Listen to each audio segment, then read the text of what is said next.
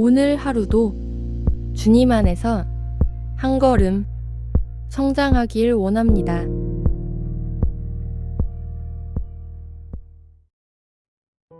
주님, 요즘 저는 작은 일에도 쉽게 예민해지고 사람들의 말 한마디에도 감정이 휘청거립니다. 이유를 정확히 알 수는 없지만 마음이 자꾸 날이 서는 걸 느낍니다. 그럴수록 사람들에게도 제 자신에게도 불편한 마음만 남습니다. 이 예민한 마음을 억누르거나 감추기보다 주님 앞에 정직하게 고백합니다. 이 감정 속에서도 말씀 앞에 머물 수 있도록 도와주세요. 예수님의 이름으로 기도드립니다. 아멘. 요즘 들어 마음이 자주 날이 서는 걸 느낍니다. 누가 나를 공격한 것도 아니고 상처 줄 만한 말을 들은 것도 아닌데 작은 말 한마디에도 마음이 휘청이고 사소한 표정 하나에도 괜히 불편해집니다. 그러다 보면 상대의 의도보다 내 반응이 더 과하게 느껴지고 나중엔 괜히 민망해지거나 스스로가 미워지기도 합니다. 이상하게 마음에 여유가 없습니다. 작은 일에도 금방 지치고 내 감정을 받아줄 곳이 없다는 생각에 괜히 더 날카로워집니다. 사람들과의 거리도 애매해지고 주님 앞에 나아가는 일조차 가끔은 부담스럽게 느껴집니다. 왜 이렇게 예민해졌을까? 질문은 머리에 맴도는데 명확한 이유는 잘 모르겠습니다. 단지 마음 한구석이 계속 조용히 무너지고 있는 것 같다는 느낌만 계속됩니다.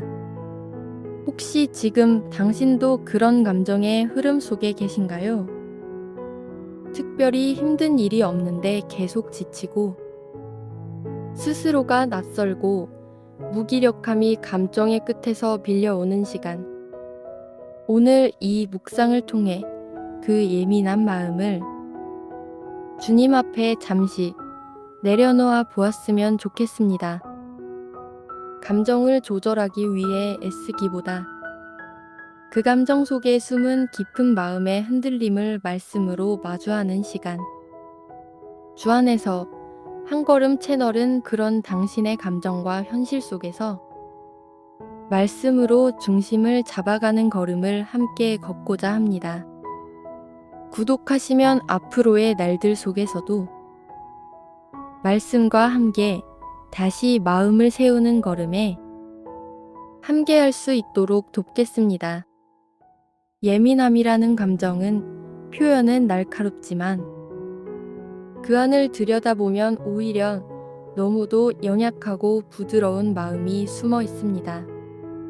화를 내고 싶은 것도 아닌데 어느새 목소리가 높아지고 그 순간을 지나고 나면 혼자서 후회하고 미안해하는 일이 반복됩니다.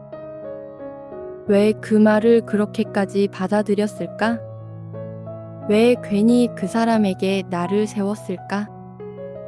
마음속에서는 자책과 후회가 끊이지 않습니다. 그렇게 하루를 보내고 나면 몸보다 더 지친 것은 내 마음입니다. 예민함은 때로 누군가에게 공격을 가하려는 마음이 아니라 지금 나도 감당하지 못하는 무언가를 조용히 말해주는 신호일지도 모릅니다. 혹은 내 안의 상처가 아직 덜 아물었다는 증거일 수도 있고요. 누군가의 말에 예민하게 반응한 것이 아니라 그 말 속에서 내 오래된 아픔이 건드려졌기 때문일 수도 있습니다. 그리고 그럴수록 우리는 사람들과 거리를 두게 됩니다. 괜히 또 상처 주고 상처받을까봐, 오해받을까봐, 그냥 혼자 있는 쪽이 낫겠다는 생각이 듭니다. 그런데 혼자 있는 시간조차 편하지 않습니다. 마음은 복잡하고 감정은 수시로 요동치고 말씀 앞에 나아가도 그저 스스로를 피하고 싶은 생각만 듭니다. 기도는커녕 주님 앞에 서는 일조차 벅차게 느껴질 때도 있습니다. 그 예민한 감정은 단지 나를 무너뜨리는 게 아니라 기도의 자리까지도 침묵하게 만들곤 합니다. 감정을 다스리고 싶은 마음은 있는데 그 방법을 잘 모르겠고 그저 시간만 지나가길 바랄 뿐입니다. 그러다 보면 어느 순간 감정은 스스로를 통제하는 것이 아니라 오히려 감정에 끌려가며 무기력해진 나 자신을 마주하게 됩니다. 그 안에서 신앙은 때로 도움이 아니라 부담처럼 느껴지기도 합니다. 믿는 사람이라면 이러면 안 되지. 기도해야 하는데 도대체 왜 이렇게 안 되지? 이런 자책과 무너짐 속에서 우리의 감정은 더욱 날카로워지고 주님과의 거리는 더 멀어진 것처럼 느껴집니다. 하지만 이 감정의 밑바닥에서 주님은 여전히 우리에게 다가오십니다. 감정을 억누르기보다 그 안을 함께 보자고, 그 안에서부터 진짜 회복을 시작하자고 손 내밀고 계십니다. 우리가 예민해지는 건 단지 성격의 문제가 아닙니다. 지금 이 시대의 구조 자체가 사람의 감정을 점점 더 예민하게 만들고 있기 때문입니다. 세상은 점점 더 많은 것을 요구하고 더 빨리 반응하길 원하고 더 강한 자극만을 반응의 기준으로 삼습니다. 단순한 말 한마디, 표정 하나에도 사람들은 빠르게 판단하고 댓글 하나로 상처를 주고받는 시대 속에서 우리는 본능적으로 방어적이 될 수밖에 없습니다. 누군가와 깊은 대화를 나누기보다 오해받지 않는 말만 조심히 고르고 내 속마음을 솔직히 털어놓기보다 상처받지 않을 선을 미리 계산하는 것. 이런 세상 속에서 예민함은 생존을 위한 감각이 되어버렸습니다. 그 감각은 처음엔 나를 지키기 위해 작동했지만 시간이 지나면서 나를 더 고립시키고 주변과의 거리감을 더 키우고 결국은 내 자신조차 내 감정을 감당하기 어려운 상태에 이르게 합니다. 게다가 우리는 항상 비교당하는 세상에 살고 있습니다. SNS 속에서의 남들과의 차이, 일상에서의 평가와 성과, 사람들의 반응 속에 내 가치를 두게 되는 구조. 그럴수록 우리는 누군가의 한마디에도 예민하게 반응할 수밖에 없습니다. 마치 그 말 속에 내 존재가 부정당하는 것처럼 느껴질 때가 있으니까요. 삶의 속도 또한 우리의 마음을 더욱 다그치고 있습니다. 쉼없이 일하고 잠깐의 여유도 스마트폰 속 자극으로 채우고 깊은 내면을 마주할 기회는 점점 줄어들고 있습니다. 그 사이 말씀 앞에 머무는 시간은 점점 뒷순위로 밀려나고 기도는 깊은 교제라기보다 감정을 추스르기 위한 기능처럼 느껴지게 됩니다. 이렇게 우리 삶 전체가 예민해질 수밖에 없는 구조 안에 놓여 있습니다. 그리고 그 구조는 신앙에도 영향을 줍니다. 예배 속에서도 집중이 어렵고 말씀을 들어도 마음이 메말라 있고 기도하려고 무릎 꿇었는데 어디서부터 시작해야 할지조차 막막한 상태. 예민함은 이 시대의 공통 언어가 되어버린지도 모릅니다. 그러나 주님은 그 언어 너머에 우리의 진짜 마음을 지금도 보고 계십니다. 잠언 16장 32절 말씀입니다. 노하기를 더디하는 자는 용사보다 낫고 자기의 마음을 다스리는 자는 성을 빼앗는 자보다 나으니라. 이 말씀은 감정을 참아야 한다는 교훈 이전에 감정을 다스리는 사람이 진짜 강한 사람이라는 분명한 기준을 제시합니다. 우리는 흔히 분노나 예민함이 올라오면 이러면 안 되는데 하며 억누르려 합니다. 그러나 감정은 억압으로 사라지지 않습니다. 억눌린 감정은 더 강한 형태로 다시 튀어나오게 됩니다. 성경은 우리에게 그 감정을 억제하라고 하지 않습니다. 다스리라고 말씀하십니다. 다스림은 감정을 무시하는 것이 아니라 그 감정을 이해하고 바른 방향으로 이끄는 태도입니다. 왜 지금 이 감정이 올라오는지를 묻고 그 안에 있는 불안과 상처를 주님 앞에 내어놓으며 마음의 중심을 다시 말씀으로 세우는 과정. 이게 성경이 말하는 진짜 용사의 모습입니다. 성 하나를 무너뜨리는 것보다 내 감정 하나를 잘 다루는 일이 더 큰 지혜이고 능력이라는 것. 예민한 마음은 결코 약한 것이 아닙니다. 다만 그 감정의 흐름을 스스로 감당하기 어려운 상태일 뿐입니다. 그래서 말씀은 그 마음을 다스릴 수 있는 지혜를 우리가 소유하길 원하십니다. 그리고 그 지혜는 내 안에서 나오는 것이 아니라 주님께 머무를 때 조용히 자라납니다. 예민한 감정은 주님을 밀어내는 순간 더 날카로워지고 말씀 앞에 머무는 시간 속에서 서서히 다듬어집니다. 감정은 인간다움의 일부입니다. 예민함 역시 우리가 지닌 정직한 반응입니다.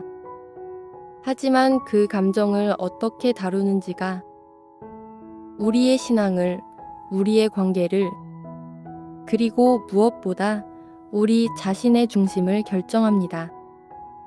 잠언 16장 32절은 그 감정 하나를 지혜로 마주할 수 있는 용기를 말씀으로 초대합니다. 주님은 오늘도 말씀하십니다. 감정을 부정하지 말고 그 감정을 나와 함께 다스리자고. 그리고 그 다스림 안에서 너를 다시 회복시키시겠다고 약속하십니다. 빌립보서 4장 7절 말씀입니다. 그리하면 모든 지각에 뛰어난 하나님의 평강이 그리스도 예수 안에서 너희 마음과 생각을 지키시리라. 우리가 원하는 건 감정을 없애는 것이 아닙니다. 감정에 끌려가지 않도록 마음을 지키는 힘입니다. 그리고 그 힘은 결국 주님께로부터 오는 것입니다. 모든 지각에 뛰어난 하나님의 평강. 이 말씀은 우리가 이해할 수 있는 평안이 아니라 우리의 이해를 뛰어넘는 주님의 평안을 말합니다.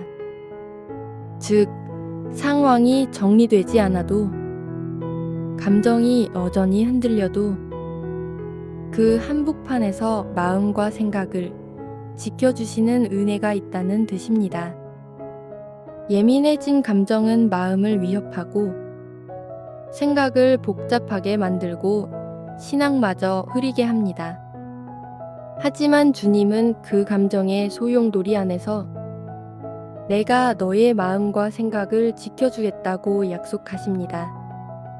우리는 가끔 감정을 내 힘으로 조절하려 합니다. 그러다 실패하고 그 실패마저 자책하게 됩니다. 그러나 주님은 우리가 스스로 감정을 정리하길 바라시기보다 그 감정을 있는 그대로 가지고 그분께 나아오기를 원하십니다. 그리스도 예수 안에서 지켜지는 마음과 생각. 그 말은 내 감정의 기준을 사람들의 반응이나 내 기분에 두지 않고 말씀과 은혜 안에 둘 때 가능하다는 뜻입니다. 감정은 흔들릴 수밖에 없습니다. 오늘은 괜찮아도 내일 다신 알카로워질 수 있고 한순간엔 괜히 울컥할 수도 있습니다. 그러나 그 모든 감정의 순간마다 하나님의 평강이 나를 붙들어 주신다면 나는 무너지지 않습니다. 예민해진다는 건 내가 지금 약해졌다는 신호이기도 하지만 동시에 하나님의 평강이 필요한 순간이라는 초대일 수도 있습니다. 주님은 오늘도 말씀하십니다. 내가 너의 마음을 지켜주겠다. 그 약속 하나로 다시 오늘을 살아갈 수 있다면 그것이야말로 진짜 회복의 시작일 것입니다. 예민해진 감정을 억지로 누르려 하지 마세요. 그 감정은 지금 당신의 마음에 무언가 말하고 있다는 증거입니다. 우리는 자주 예민한 나를 부끄러워합니다. 왜 이렇게 까칠하지? 왜 별일 아닌 것에도 흔들리지? 그리고 그 감정을 억지로 덮거나 애써 모른 척하며 겉으로는 괜찮은 척 살아갑니다. 하지만 감정은 그렇게 가려진다고 사라지지 않습니다. 오히려 감정은 더 깊숙이 숨어 있다가 언제든 더 크게 터져 나올 수 있습니다. 그래서 필요한 건 억누르는 게 아니라 들어주는 연습입니다. 지금 나는 왜 이렇게 예민할까? 그 질문을 주님 앞에 정직하게 올려보는 것. 그게 회복의 시작입니다. 감정은 억제의 대상이 아니라 하나님께 드려야 할 기도의 주제입니다. 예민해졌을 때 잠시 자리를 벗어나 조용히 주님의 이름을 속으로 불러보는 것. 주님, 지금 제 마음이 요동치고 있습니다. 이 감정을 다스릴 수 있도록 도와주세요. 그 짧은 기도 하나가 감정을 억누르는 힘이 아니라 감정을 이끌 수 있는 은혜의 시작이 됩니다. 또한 감정이 요동칠 때마다 한 말씀을 붙들어 보는 것도 우리 내면을 지키는 실제적인 훈련이 됩니다. 예를 들어 너희 마음과 생각을 지키시리라는 빌립보서 4장 7절 말씀을 마음속으로 천천히 반복해 보는 것입니다. 그 말씀이 생각을 붙들고 감정을 진정시키며 다시 중심을 회복하게 해줍니다. 감정이 흔들리는 건 당연한 일입니다. 하지만 그 흔들림을 하나님께로 이끄는 기회로 삼는다면 그 감정은 결코 실패가 아닙니다. 예민한 내 모습이 더 이상 부끄러운 것이 아니라 주님의 위로와 회복이 머무는 통로가 되는 것. 그렇게 감정이 올라오는 순간마다 주님을 부르고 말씀을 붙들며 한 걸음씩 믿음으로 감정을 걸어가는 삶. 그 연습을 오늘 조금이라도 시작해 보기를 바랍니다. 감정을 통제하려고 할수록 우리는 더 지치고 자책하게 됩니다. 처음에는 이 정도는 넘길 수 있어 하며 버티지만 계속 쌓이다 보면 결국은 작은 자극에도 폭발하거나 무너져 내리는 자신을 마주하게 됩니다. 그래서 이제는 감정을 관리의 대상이 아니라 맡김의 대상으로 받아들이는 것이 필요합니다. 우리는 너무 오랫동안 감정을 스스로 조절해야 한다고 배워왔습니다. 신앙 안에서도 감정을 다스리지 못하면 믿음이 약한 것처럼 느끼곤 했습니다. 하지만 성경은 우리에게 감정을 숨기라고 하지 않습니다. 오히려 마음을 다해 기도하라고, 슬퍼하는 자들과 함께 울라고, 주 안에서 기뻐하라고 말씀하십니다. 감정은 하나님이 주신 아주 중요한 감각입니다. 다만 그것이 내가 아닌 하나님 안에 있을 때 비로소 제대로 쓰일 수 있습니다. 예민한 감정이 올라올 때 그것을 억누르기보다 이렇게 고백해보면 좋습니다. 주님, 지금 제 감정이 너무 예민합니다. 그 마음을 제가 아니라 주님께 맡깁니다. 이 감정 속에서 제가 무엇을 보고 무엇을 다시 배우면 좋을까요? 이 짧은 위탁이 내 마음의 중심을 내가 아닌 하나님께 두는 훈련이 됩니다. 감정은 스스로 해결하려 하면 오히려 더 강하게 작동합니다. 그러나 주님 앞에 솔직하게 꺼내놓을 때 그 감정은 기도가 되고 회복이 되고 말씀이 들어올 공간이 됩니다. 그 공간이 생기면 이상하게 마음이 조금씩 풀립니다. 누군가의 말에 휘청거리던 내가 이제는 한 템포 늦춰서 반응하게 되고 예민하게 날이 섰던 내 마음이 조금은 부드러워집니다. 그건 내가 잘했어가 아니라 주님의 평강이 조용히 내 마음과 생각을 지켜주고 계셨기 때문입니다. 감정을 이기는 신앙이 아니라 감정을 주님께 맡기는 믿음. 우리는 그 믿음 안에서 조금씩 중심을 회복해 갑니다. 지금도 내 마음에 올라오는 모든 감정들을 억제하려 하지 말고 하나님께 정직하게 들려드려 보세요.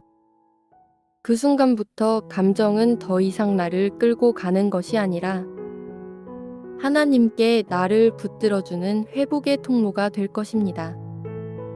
예민해진 내 마음을 억누르고 숨기려 애쓰던 시간들 속에서 저는 자주 무너졌습니다. 감정이 올라오는 걸 이겨야 한다고만 생각했고 그 감정을 믿음으로 참아내지 못하는 제 모습이 부끄러웠고 실망스러웠습니다. 하지만 이제는 압니다. 그 감정이 제 믿음의 실패가 아니었음을, 오히려 그 감정이야말로 주님이 저를 다시 부르시는 회복의 신호였음을, 저는 이제 감정을 없애려 하지 않겠습니다. 그 감정을 주님께 들려드리고 그 감정 속에서 주님의 말씀을 기다리겠습니다.